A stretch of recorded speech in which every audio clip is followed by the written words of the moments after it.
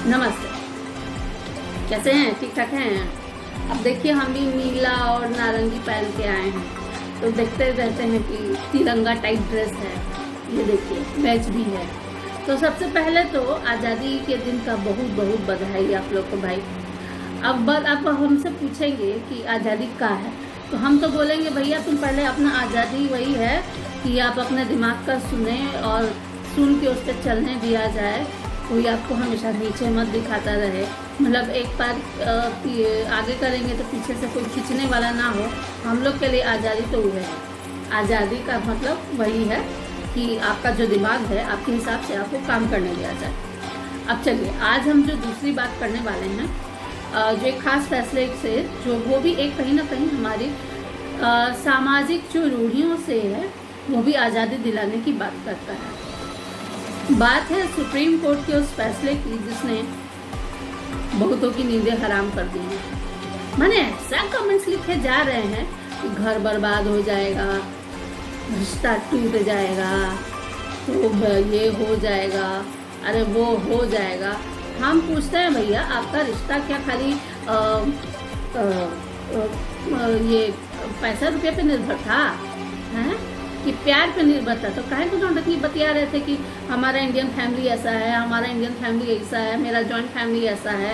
इतना प्यार फूट फूट के भरा है और एक ही बार एक फैसला क्या लड़की लोग के पक्ष में आ गया, आप लोग को मिर्चा लग गया है? तो कोई बात होता है? मतलब जब ले हम लोग रोते रहे, जब ले बिसूरती रहे, आपके आगे हाथ पसारते रहे, आपसे भीख मांगते रहे और आपके आगे पीछे करते रहे, तब तक बहुत अच्छा है। और जैसा ही हम लोग के फेवर में कुछ होने लगा है, आप लोग को एकदम जैसे लगा है कि बेचैनी हो गया है। अभी बताइए, तो पहले तो आप लोग एकदम मतलब ये ना, मतलब बहुत चालू चीज़ है।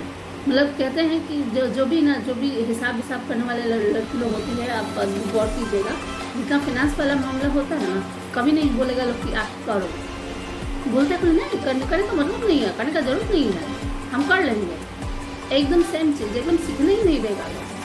कहीं पर डर लगता है आप लोग को? लड़की लोग अगर अपने रुपया पैसा का हिसाब अपने सीख लेंगे, कहीं डरते हैं? अरे जिस मतारी बाबू से आप जन्म लिए हैं, जिस घर में आप जन्म लिए हैं, उस घर में हम जन्म लिए हैं।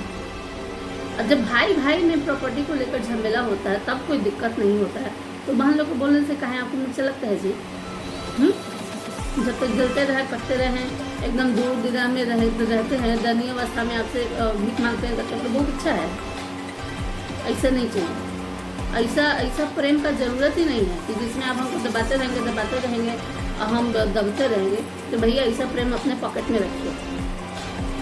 है प्लीज़ कि पैसा सब कुछ नहीं है, लेकिन पैसा बहुत कुछ है। अब बात करते हैं लड़की लोग का। ये लोग के तो इमोशन से तो हम परेशान हो गए। आप लोग अब बहुत लोग बोलेगा कि नहीं, हम तो अपने मायका से रिश्ता खराब नहीं करेंगे। अरे बकलोल सब, आप लोग नहीं लेंगे, इसका मतलब है कि इसमें जो है सबसे बड़ी अच्छी बात जो है फैसले में, कि आपके लेने के बाद आपके जो बच्चे हैं, यानी बहन या बेटी की जो बच्चे हैं, परिवार की बेटी या बहन के जो बच्चे हैं, उनका भी हक बनता है। मेन झमेला यही है कि डर लगता है कि प्रॉपर्टी जो है वो जाए। तो पहले तो बात ये है, आप बोलेंगे कि ये है दहेज देकर शादी की है, तो दहेज तो बीमारी है, ख़त्म कीजिए ना। दहेज का क्या ज़रूरत है? दहेज का तो ज़रूरत है नहीं, मत दीजिए दहेज। बल्कि यही संपत्ति में से जो इसका हिस्सा है, अभी तक तो आप अगर कानून के हिसाब से देखा जाए, जो 1956 से ये फैसला है, ऐसा नहीं है कि कानून है नहीं, कानून था, लेकिन जानबूझ के गधा बना के रखा गया, लड़कियों को बताया नहीं गया। इवन आप देखोगे कि जितने रुपए पैसे से जुड़े मामले हैं, इनकम टैक्स से जुड़ा मामला है, जो भी कुछ है वो आपको नहीं बताया जाता है। फैक्ट इज कि आयकर में जब फैमिली में आप मेंबर्स, मतलब बहन लोग जो हैं वो मेंबर बढ़ाने के काम आती हैं, ठीक है, अपना मेंबर बनाने के काम आती है, उसे इनकम टैक्स करने के काम आए।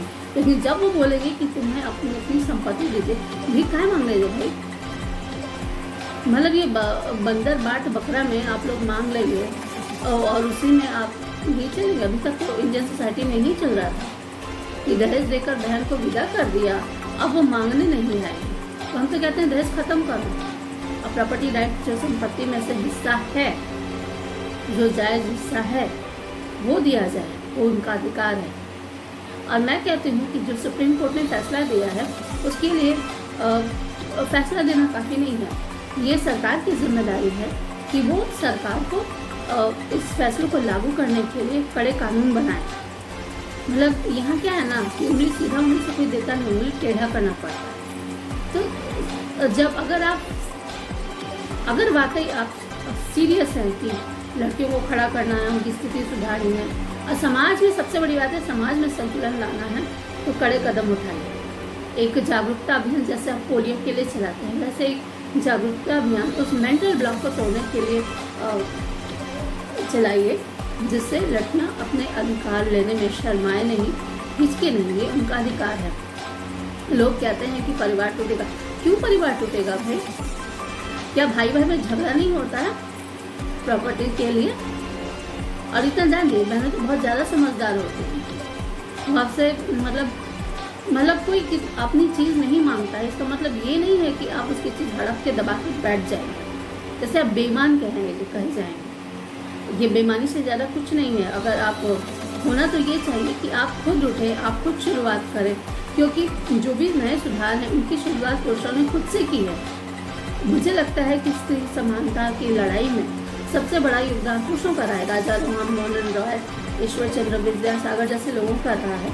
तो जब आप सुधार की कहते हैं तो आप कदम उठाइए। आप खुद अपनी बहन को अपने उसका हिस्सा देकर एक मिसाल खड़ा कर सकते हैं, मिसाल खड़ी कर सकते हैं। और ये इससे ये आप यकीन मानिए आपका परिवार मजबूत ही होगा। आपको क्या अच्छा लगता है कि आपकी जो बहन है आपके सामने, आपकी बेटी है जो आपके सामने बार बार हाथ पसारे? ये कौन सा रिश्ता है जो आपको हमेशा हाथ पसारना सिखाता है? ये और खासतौर से आप बड़े हैं तब तो ये आपकी और भी जिम्मेदारी है कि आप वो करें। क्योंकि मान लीजिए जिस इसमें परिवार में पिता नहीं है, वहाँ पे लड़कियाँ क्या करेंगी? वहाँ पे तो भाइयों की जिम्मेदारी बनती है। अब मैं कहती हूँ अगर आप अपना हक लेना सीखेंगे तो आपकी बेटियाँ अपना हक लेना सीखेंगे, उनको अधिकार मिलेगा। और ये जो लोग कह रहे हैं कि परिवार टूटेगा, परिवार क्यों टूटेगा? नहीं टूटेगा, बल्कि इसके बहाने आपका जो घर है वो एक होगा, लोग जुड़ेंगे, आपका परिवार और बड़ा होगा। ज़रूरत के समय आप खड़े होंगे। सरकार को चाहिए कि इसके लिए कड़े कदम उठाए। मतलब जागरूकता अभियान तो चलाना ज़रूरी है ही, लेकिन इसके साथ ही आप इनकम टैक्स से लेकर लोन से लेकर कर्ज से लेकर हर चीज़ के लिए ये एकदम मैंडेटरी कर दीजिए कि इस बंदे ने अपने संपत्ति का जो बंटवारा है अपनी बहन को हिस्सा दिया है या नहीं। अगर दिया है तो ठीक है, और नहीं दिया है तो मेरे विचार से इस पर कार्रवाई की व्यवस्था होनी चाहिए, अगर सरकार वाकई गंभीर है। इसी तरह राज्य सरकारें भी प्रोत्साहित करने के लिए प्रॉपर्टी टैक्स में छूट दे सकती हैं। ये हमारी तरफ से राय थी।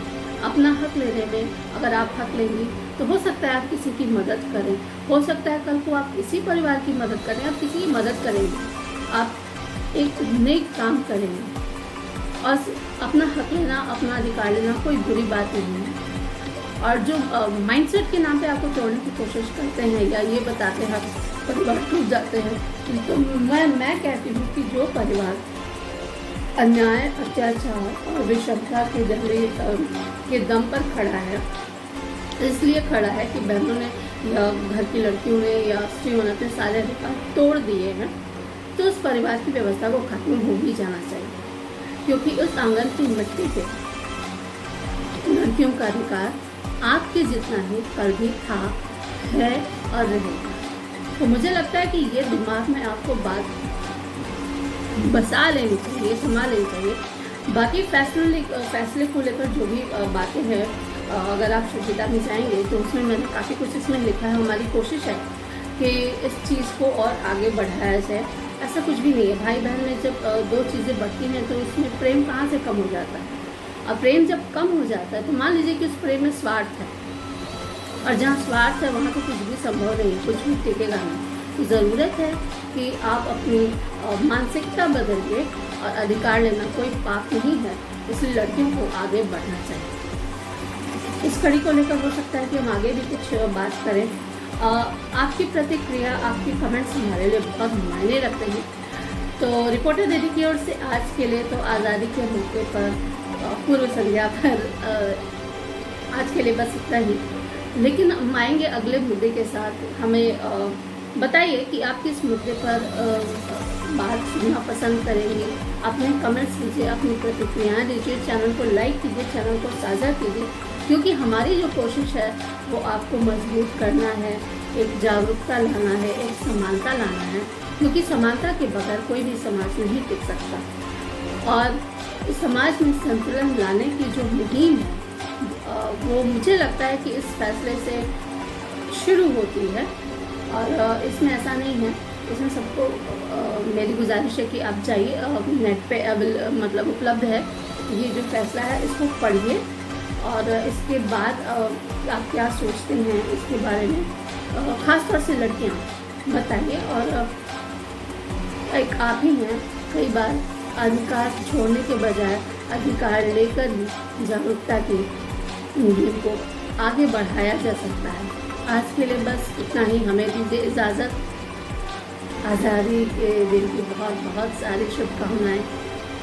उम्मीद है कि आने वाले दिनों में एक मेंटल ब्लॉक से भी लड़कियां आज़ाद होंगी। इसी शुभकामनाओं के साथ जय हिंद।